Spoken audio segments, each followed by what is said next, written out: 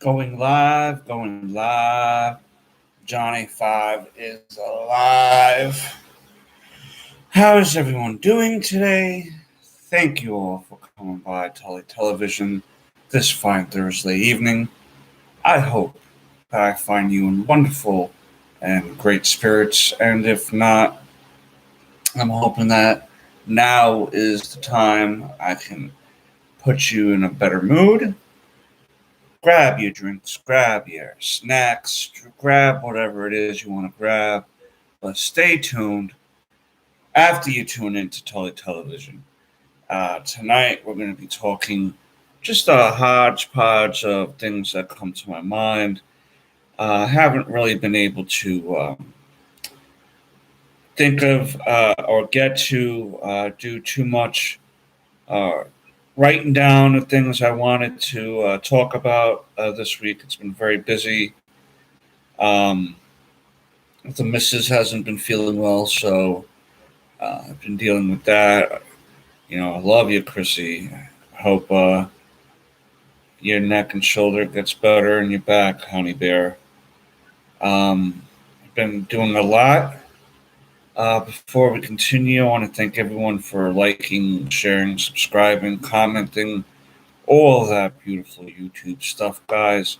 If it wasn't for you, I don't know where we'd be at this point in the channel with all the help from Smokey Bishop, the editor, Jordan coming by and helping out with videos, Mrs. Tully Television, aka Eternally Grateful she is coming by and helping me with videos. Um, it's really without everybody supporting me and the fans of the show, I wouldn't be anywhere without you guys so far. So let's keep it up. The road to 75 subscribers continues. That is the next goal. Once we hit that goal, we will be doing a giveaway. Uh, but in the meantime, I want to just let you know that if you're in the uh, if you're in the business for looking for an editor, if you editing needs, I left Smokey Bishop's link down in the description to his Facebook. You can interact with him there. I've left Jordan's Facebook link down uh, in the description box as well. I also left Chrissy, Mrs. Tully Television, Mrs. aka Eternally Grateful Seas, his Facebook link down below as well. She's recently started doing wreaths. She's making wreaths basically from scratch as arts and crafts projects. So if you're interested in purchasing a wreath for the upcoming holidays, I left that link down in the description too. All you gotta do is hit that link, see if you like the wreath that's putting up, and let her know if you're interested in that. Um, I wanted to. I had ordered a comic book this about a week or so ago, and when I ordered it, I wasn't really realizing that. Excuse me, a long day. I really wasn't realizing how um, I got clickbaited on the cover. All right, uh, it's an Aquaman comic book, and to be honest with you, I like Aquaman, but not on the top tier of my list of any. Like I need to get this Aquaman story. The reason I got it was of the cover. It led me to believe that it was going to be a Joker versus Aquaman story, and I thought that was going to be interesting because you don't really see Joker and Aquaman interact too much. But come to find out, as I read the story, which is a fine story within itself, but it's a cover they did for the Joker's 75th anniversary from his first appearance, and It's basically a bunch of Jokerized sharks. And I thought that, holy moly, how is Aquaman gonna be able to handle himself against all these Jokerized sharks? But it's not even part of the story. Joker's not even in the story. So a little disappointing on that. I got myself a little clickbaited on that, but that's Aquaman number 41 from August 2015. So 6 years ago. Oh, excuse me. Now I think I might have mentioned in last week's stream how um, one of my uh, bucket lists as far as comics are concerned is to have every issue of the Avengers from issue number one all the way to when the initial run ended, 501. But I mentioned last week how I was going to break out a comic book that is my oldest comic book and uh, the earliest Avengers issue that I have. It's from 1967. All right. Damn.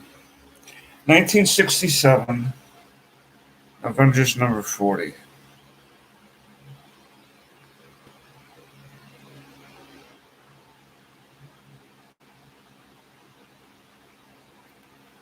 $1967, so 77, 87, 97, 07. 55 years old, this comic book is. It's crazy. But I want to show you some of the art that's in it.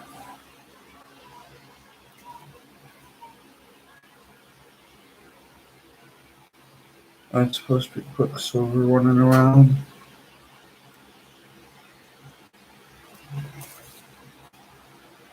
That's cool. Namor. Yeah.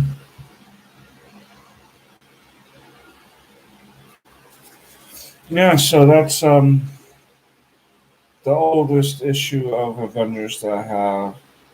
I have. Let's see here. So that's one issue of Avengers.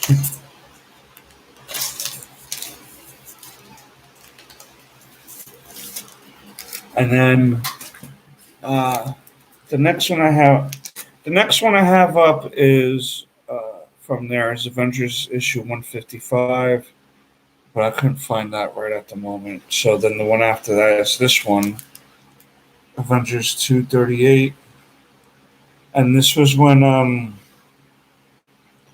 basically the groundwork for the story of Vision trying to take over the world started because Star Fox had tried to make him heal through the Isaac computer back on his Olympia.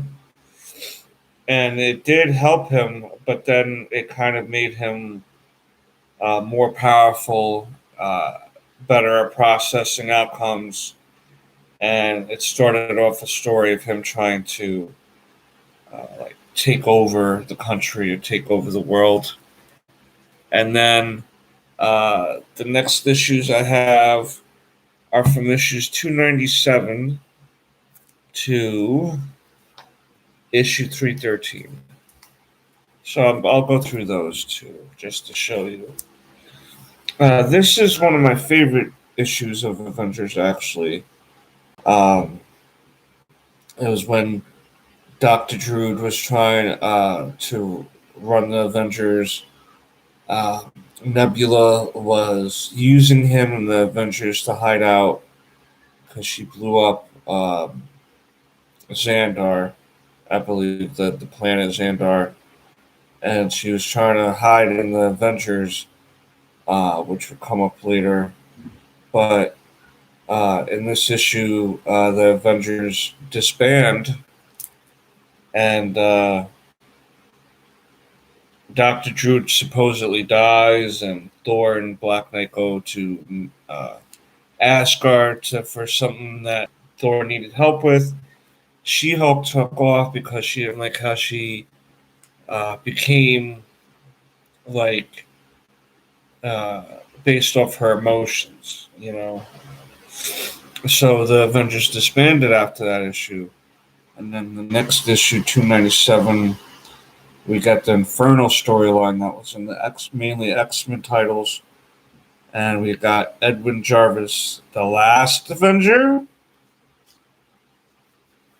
and basically he's out running errands for him and his mother, and these machines and stuff start coming to life, and he figures out ways to save him and the people in the streets and stuff. And then near the end of this issue, he decides that he needs to call somebody to try to come save the day because the Avengers are no longer around. And then, as Captain America comes as the captain in the all black suit, he comes across Reed and Sue Richards, who is trying to save their son from the orphan maker. And they also come across an Eternal by the name of Gilgamesh. And by the time issue 300 comes around, we have ourselves the new team of Avengers. Reed Richards, Invisible Woman, the Captain, and Gilgamesh. They come together after saving Franklin and helping the Richards family out. Reed and Sue stick around for a few issues. In this one, they face the Brain Leeches. I like that cover. What are they doing in space? It's part one of the Supernova saga. And then in issue 302 here, we see the West Coast Avengers and Quasar coming around to help. Because Supernova's here looking for Nebula. Because the last he heard, she was with the Avengers.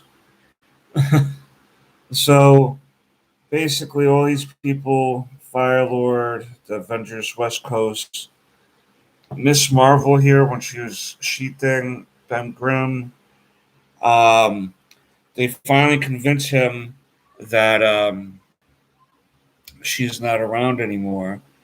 And that this was pretty much the last adventure that Reed and Sue kind of had with them, because after it was hard for Reed to take orders, so he was having a hard time listening to Captain America. So they basically went back to the Fantastic Four. In this issue, our Avengers, Gilgamesh, Thor, and Captain America go to Ellis Island for a day of education, and they come across the UFOs who escaped from whatever dimension they were to the Ellis Island. There was a guy there too that the character Puma was looking for. He was trying to capture this guy because he was a danger to himself and others with his powers. So Puma did finally convince the Avengers of his intentions, that they were good, but the UFOs were able to escape. We have then the attack of the Lava Men in issue 305 with the She-Hulk back and Quasar back. Everyone is getting their butt whipped except for Namor. But he even gets his butt whipped at the end, but almost. We then start finishing that up, the Lava Man story, where Gilgamesh gets seriously injured. And then they have to bring him back to Olympia. to try to cure him or figure out what's going on with our buddy Gilgamesh in issue 308. In issue 309, we go to the negative zone because that's where the Eternals were transported due to some incident that Sprite had done on accident, and it led to them almost being defeated by Blastar, but the Eternals come and save the day of the Avengers. And now the last three issues I recently got were from Acts of Vengeance. The Hydra base was destroyed by these Doom robots. Then in the next issue, we have Freedom Force battling what was left of the Avengers. And then this last one, it's basically the Wizard and Mandarin versus the Avengers. And then the Acts of Vengeance wrap up in a separate issue or whatever, separate issues outside of that. And this issue was Magneto taking Wanda away from Agatha Harkness because Wanda was in some sort of trance, catatonic state. So Magneto took the house that she was in and brought her up to where he was at, and that storyline is him basically taking advantage of her to try to get a place of power, so to speak. But so that's about 20 issues of the Avengers I have so far. Like I said, I'm trying to do the whole first volume run. Hopefully, I can get that done before the old man croaks here. And hopefully, it's something maybe I can pass on to the kid to try to do. I think that would be an interesting thing, an interesting legacy for me to pass down on to Noah. Speaking of Noah, him and I have been watching, I might have mentioned this last week, a show called Turner and Hooch. Good show, cute, wholesome, fun to watch with the kids, for sure. It stays in continuity from the movie, but Tom Hanks isn't in the movie, unfortunately. So, there's that. But good movie, a good show. The acting in it is fine for the most part. I'm not looking forward to any uh, major stellar acting awards here. Um, yeah, cute show all around. And then we watched this movie last night called The Boss Level, where Frank Grillo, a guy who played Crossbones in the MCU movies. Basically, it's Groundhog's Day, uh, and he has to try to save his wife and then try to save the world. He keeps, like I said, reliving this day. Finally, he was able to save the wife at the end of the movie. He got to know his son better, but in order to save the world, he had to go through the machine and basically break the cycle of the Groundhog's Day. But then he would have to restart the day again. But then that's it. There's no more resets, uh, no more extra lives. You dead, you dead, basically. And that's where they kind of left the movie. So I'm assuming they're gonna make a part two. But if you haven't seen The Boss Level, and I think it's on Hulu, go check it out. Definitely worth the watch. The watch. I'll probably type that into the oh.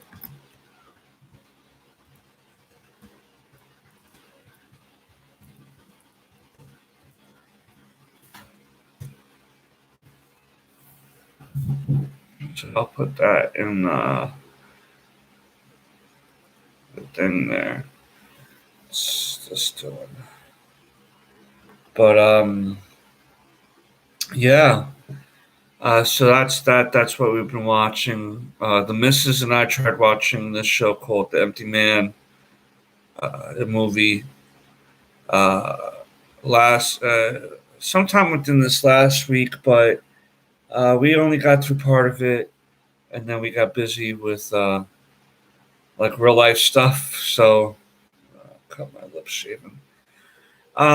So we're gonna try to finish The Empty Man this week. Um, I'm gonna be doing. I'm gonna be watching The Suicide Squad on Hulu. Not on Hulu, on HBO Max this weekend. So Jordan and I can do a video on that. We recently released a video of the first Suicide Squad, so go check that out. Um, and yeah, so we're gonna do that and Birds of Prey. So I'm hoping that you know that that comes out good. Tim is always an excellent editor. I enjoy my co-host Jordan and Chrissy when she comes on. So I'm hoping that we can continue to have a good time and grow that segment that Jordan does. And I'm hoping to get the missus back on here one day. There's a lot of uh, videos we want to do together that we haven't gotten to do, like Nacho Libre and stuff. So, fingers crossed we can get to that one day. Um, I don't know if I've ever. Well, I want to make sure it's there before I say anything because it's not. I'm going to be aggravated having to look for it, which I'm going to wind up getting up looking anyway.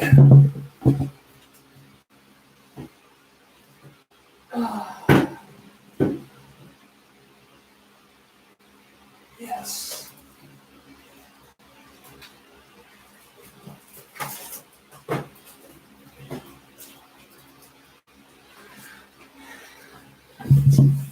Sorry about that, guys. Now, years ago, when I lived in a little rinky-tink uh, town called Walden in New York, I was at like a food pantry. All right, and they had VHS tapes there that no one was bothering with because who the hell has VHS, anymore? VCRs. And I eventually went over and looked at them, and what initially drew my attention was that they had a copy of the 1989 Batman on VHS, and I grabbed that.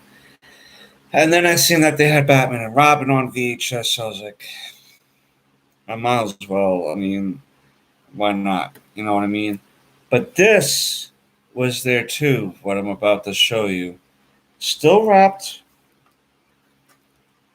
Batman Beyond, the VHS, The Return of the Joker. Now,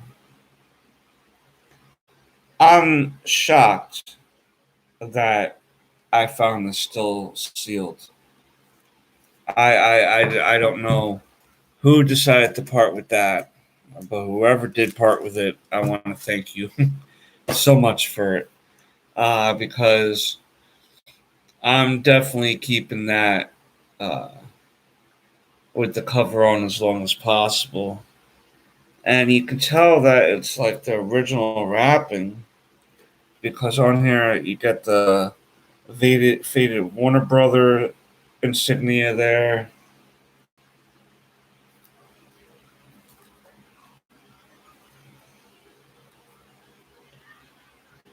Yeah, it's still original. Because who would rewrap this? You know what I mean? And then give it to a food pantry. Um, I thought that was pretty fun. Let me know what's the best free find you found. Tully Television, come on, let's get this going too. I got this in the link too, guys. Come on. Tully Television, come on. Rep your boy. Rep your boy here. Come on, man. Come on, man. Represent your set, son. Represent the Tully Television. TT. TT. Um, yeah, that's pretty much going to be it for now, guys. It's a short one this week. Like I said, it's been a busy week, and I haven't really had time to really sit around and write a list of stuff that like I normally do on topics I want to talk about, and this and that. I'm going to try to fix his hair. I try to give myself a haircut, and it looks very much like I did give myself a haircut. um, yeah, just keep on subscribing, guys. Please share, like, comment, all that beautiful stuff, guys. And until next time, peace, Schnookums. Stop lying, Kevin Smith.